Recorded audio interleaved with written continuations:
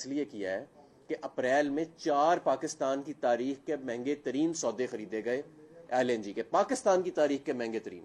ہمارے دور میں کبھی $14-15 سے اوپر ویٹڈ ایوریج نہیں گئی جو کارگوز 12 کارگوز آتے ہیں پاکستان میں. انہوں نے جو سودے خریدے ہیں اس کی بنیاد پہ مئی میں ویٹڈ ایوریج $21 $21.5 پہ چلی گئی ہے، جس کا مطلب ہے کہ جو انڈسٹری RLNG استعمال کرتی ہے 40% اس کی قیمت بڑھ گئی. اور آپ کے جو 3 RLNG پلانٹس ہیں وہاں پہ 40% مہنگی بجلی بنے گی. اور جولائی کے مہینے میں جو فیول کاسٹ ایڈجسٹمنٹ لگ کے آئے گی، جس کو بڑی مشکل سے PTI حکومت 4.5 سے $2.5 پہ لے کے آئی اور پھر $5 فی یونٹ ہم نے سستی کی بجلی، اس ساری کا اثر زائل ہو جائے گا. اس کے علاوہ آپ مہنگائی کی طرف دیکھیں، آٹے کی قیمت جو ہے وہ $1300 سے کراس کر گئی ہے. ڈالر جو ہے وہ بلیک میں $200 کا بک رہا ہے جو آج سننے میں آ رہا ہے. سٹاک مارکیٹ جو ہے وہ 6000 پوائنٹ کریش کر گئی ہے. زر مبادلہ کے ذخائر $10 ارب سے بھی نیچے جا چکے ہیں.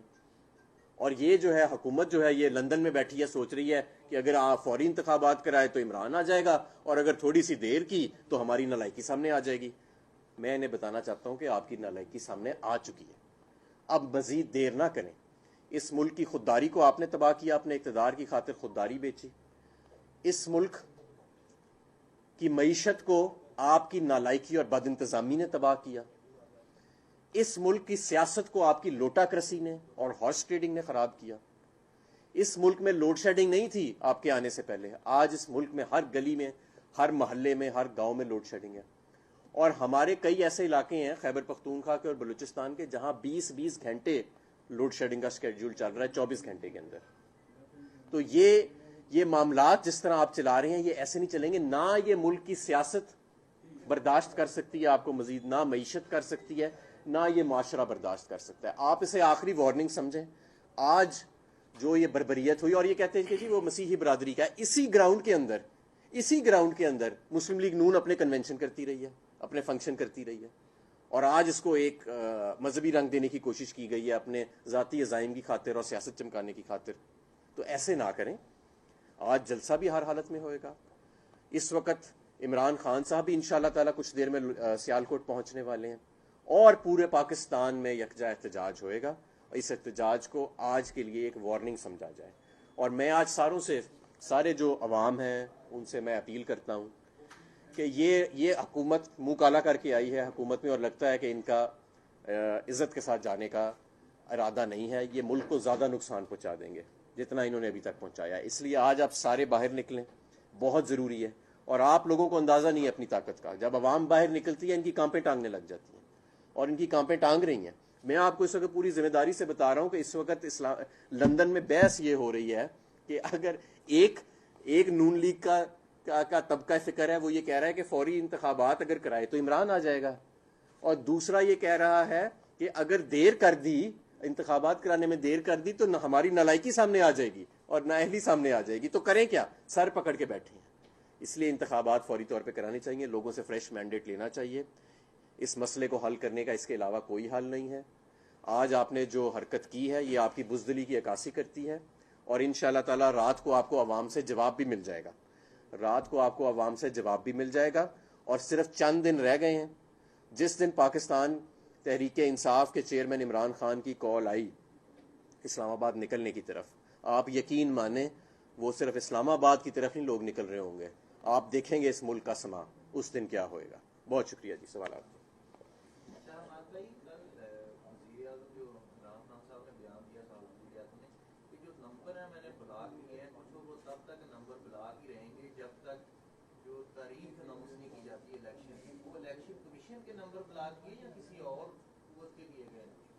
دیکھیں آپ سب کو پتہ ہے کہ جس کے نمبر بلاک کیے ہوں گے جو ریلیونٹ ادارے ہیں، ظاہر ہے انہی کی طرف حوالہ ہوئے گا. ہم یہ سمجھتے ہیں کہ جتنے بھی ملک کے ادارے ہیں ان کو اس وقت ملک کی سالمیت کی طرف اور ملک کی بہتری کی طرف سوچنا چاہیے، اور مجھے اس میں کوئی شک نہیں کہ وہ سوچ رہے بھی ہوں گے. اور اس وقت اگر کوئی سیاسی سائنسدان ہونے کی ضرورت نہیں ہے.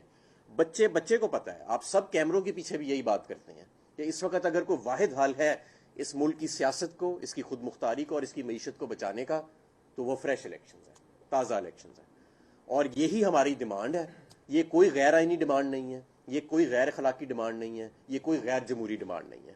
اگر یہ نہیں سمجھتے اس ڈیمانڈ کو تو پھر یہ جو امپورٹڈ حکومت ہے حالات کی ذمہ دار یہی ہوئے گی آنے والے دنوں میں. اچھا میاں صاحب یہ بتائیں کہ ایک تو آپ کے جو اتحادی ہیں اور سابق وزیر داخلہ ہیں انہوں نے کہا ہے کہ 17 اور 18 مئی سے کریک ڈاؤن ہونے جا رہا ہے, کوئی لسٹیں وغیرہ بھی آپ کی لوگوں کی بنائی گئی ہیں. دوسرا آج مریم اورنگزیب جو وفاقی وزیر اطلاع تھا اس نے بڑا کیٹیگوریکلی کہا ہے کہ اب مزید فری ہینڈ نہیں دیا جا سکتا پی ٹی آئی کو. لوگ کہتے ہیں کہ اس کا ٹریلر صبح سیالکوٹ میں چلایا گیا ہے. اگر گورنمنٹ کریک ڈاؤن پر آ جاتی ہے تو کوئی الٹرنیٹ پلان وغیرہ تیار رکھا ہوا ہے آپ نے؟ دیکھیں بالکل ہم نے تیار رکھا ہوا ہے. ایک تو پاکستان کے جیلوں میں اتنی جگہ نہیں ہے کہ وہ محب وطنوں کو حقیقی آزادی کے لیے تھما سکیں, تو اتنی پاکستان کے جیلوں میں جگہ نہیں ہے اور ہم جیلیں بھرنے کے لیے بھی تیار ہیں. لیکن جس دن پاکستان تحریک انصاف کی قیادت کے اوپر کریک ڈاؤن شروع ہوا, یہ تمام شہر بند ہو جائیں گے اور ممکن ہے کہ یہاں پہ تحریر اسکوائر کا منظر آپ کو دیکھنے میں آئے. اس لیے بہتر ہے کہ کوئی غیر قانونی اور غیر جمہوری قدم یہ امپورٹڈ حکومت نہ اٹھائے. جو ہماری ڈیمانڈ ہے, جو پورے پاکستان کی ڈیمانڈ ہے, ہم یہ نہیں کہہ رہے ہم اقتدار پہ لا کے مسلط کر دیں. ہم تو کہہ رہے ہیں الیکشن کرائیں, فری اینڈ فیئر الیکشن کرائیں, لوگ فیصلہ کریں کہ اس ملک کی قیادت کس کو دینی ہے. زبردستی ایک 85 جماعتوں والی جماعت کو 350 اراکین کی پارلیمنٹ کے اوپر مسلط کیا ہوا ہے, اور وہ ان کے لوگ تو ہیلمٹ پہن کے بھی نہیں عوام میں نکل سکتے. یہ جو وزیر داخلہ بڑھ کے مارے ہیں باہر بیٹھ کے, یہ ہیلمٹ پہن کے بھی نہیں نکل سکتے عوام کے اندر.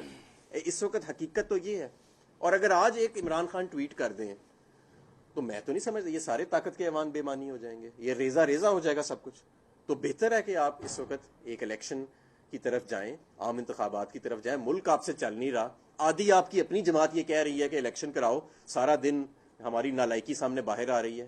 ایک طرف کہتے ہیں عمران خان قیمتیں بڑھا گیا, دوسری طرف کہتے ہیں کہ ڈیزل اور پیٹرول کی قیمت نہ بڑھا کے عمران خان ظلم کر گیا. تو ان کو تو بنیادی چیزوں کی سمجھ ہی نہیں ہے. بلا وجہ کی جنریشن کیپیبلٹی زیادہ ہونے کے باوجود کی لوڈ شیڈنگ ہو رہی ہے. اور یہ وہ ملک تھا جہاں 2 ماہ پہلے سے تک آپ کی معیشت 5.5% کی رفتار سے ترقی کر رہی تھی. زر مبادلہ کے ذخائر بڑھ رہے تھے. آپ کی ایکسپورٹ 32 ارب ڈالر پہ ٹچ کر رہی تھی. آپ کی ریمیٹنسز 31 ارب ڈالر پہ ٹچ کر رہی تھی. آپ کی آئی ٹی ایکسپورٹس بڑھ رہی تھی.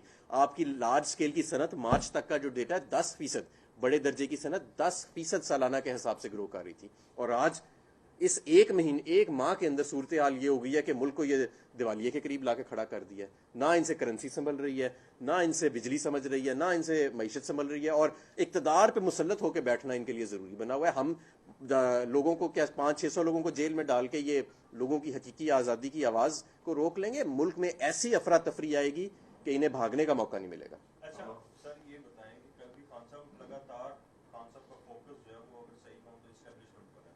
کل بھی انہوں نے کہا کہ سازش روکنے والوں نے سازش نہیں روکی اور یہ تمام تر معیشت کا اور یہ سب برا حل ہوا.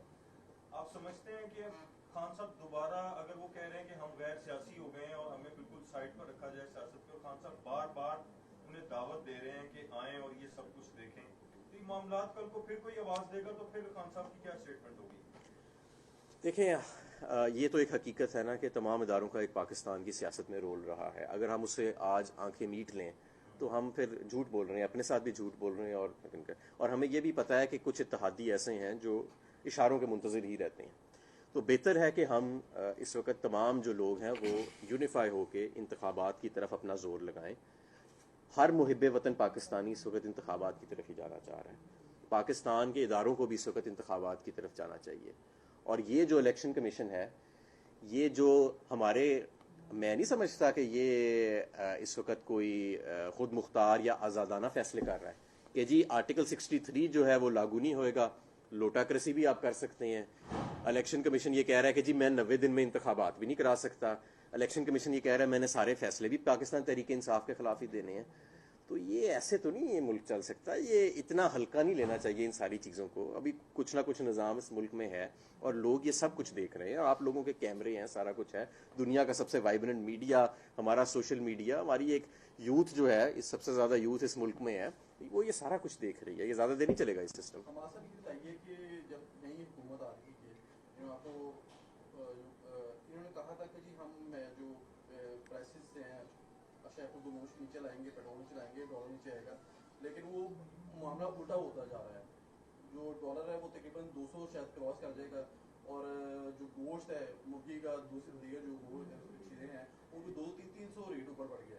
तो कहाँ जादू करेगी? देखें मेरा क्योंकि मैं 4-5 वजारतों में रहा हूँ, तो मेरा बहुत सारे अफसरान से रब्ता रहता है, वफाकी हुकूमत में और कुछ सूबाई हुकूमत में भी।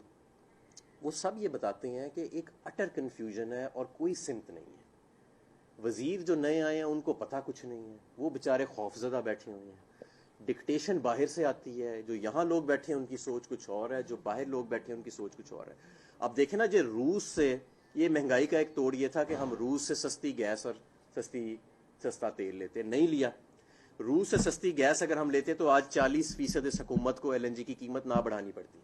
अगर रूस से हम सस्ता तेल लेते तो ये जो आज कश्मकश में फंसे हुए हैं कि जी सब्सिडी देनी पड़ रही है, आप मजीद भी सस्ता कर सकते थे तेल को और इस महंगाई की कमर तोड़ सकते थे। और अगर आप इंतखाबात की तरफ जाएं और एक अहल हुकूमत इस मुल्क में आए, तो ये जो बद इंतज़ामी हो रही है, जिसकी बिनिस्बत आपको लोड शेडिंग करना पड़ रही है और एडमिनिस्ट्रेशन नाम की कोई चीज़ नहीं है इस मुल्क के अंदर, इससे भी हमें निजात मिल जाए। तो ये तो एक सिर्फ बचगाना जिद है नून लीग ने लगाई हुई है कि बा हमने इक़्तिदार पे काबिज रहना, चाहे पूरे मुल्क का बेड़ा गर्क हो जाए, उसकी खुददारी का बेड़ा गर्क हो जाए, उसकी मईशत का बेड़ा गर्क हो जाए। समाज साहब ये बताएं कि अगर इस वक्त मौजूदा हुकूमत ये कहती है, इलेक्शन डेट के अनाउंस कर देती है और उसके बाद कहती है कि हमें 6 महीने चाहिए इंतखाबी इस्लाहात के मामले पर, और PTI हमारे साथ आके बैठे, और इलेक्शन कमीशन भी ये कहता है कि 6-7 महीने चाहिए, तो क्या ये काबिल कबूल होगी ऑप्शन? बिल्कुल हमें काबिल कबूल नहीं है। इंतखाबी इस्लाहात से अगर इनका मकसद ये है कि FIA इनके केसों की पैरवी करना छोड़ दे, नैब इनके केसेस बंद कर दे, ओवरसीज़ वोटर्स को ये वोट के हक से महरूम कर दें, तो ऐसे इंतखाबात तो जाली इंतखाबात ही होंगे ना।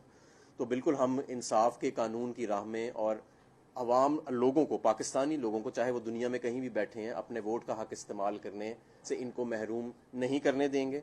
ये इंतखाबी इस्लाहात नहीं है, ये NRO 2 की तैयारी की जा रही है, बल्कि अब तो NRO 3 कहना चाहिए, क्योंकि दूसरा NRO एक ऑलरेडी मुल्क में नाफिज हो चुका है। तो ये NRO 3 की तैयारी की जा रही है और पाकिस्तान तहरीक इंसाफ इस NRO के राह में रुकावट बनेगी। और मैं वाज़ेह बता दूं कि आज हम अकेले नहीं हैं, पूरी कौम हमारे साथ खड़ी है और इंशाअल्लाह ताला रात को अहले लाहौर लिबर्टी में 8 बजे सारे इकट्ठे हो रहे हैं और बाकी पूरे पाकिस्तान में तमाम जो मुकामात हैं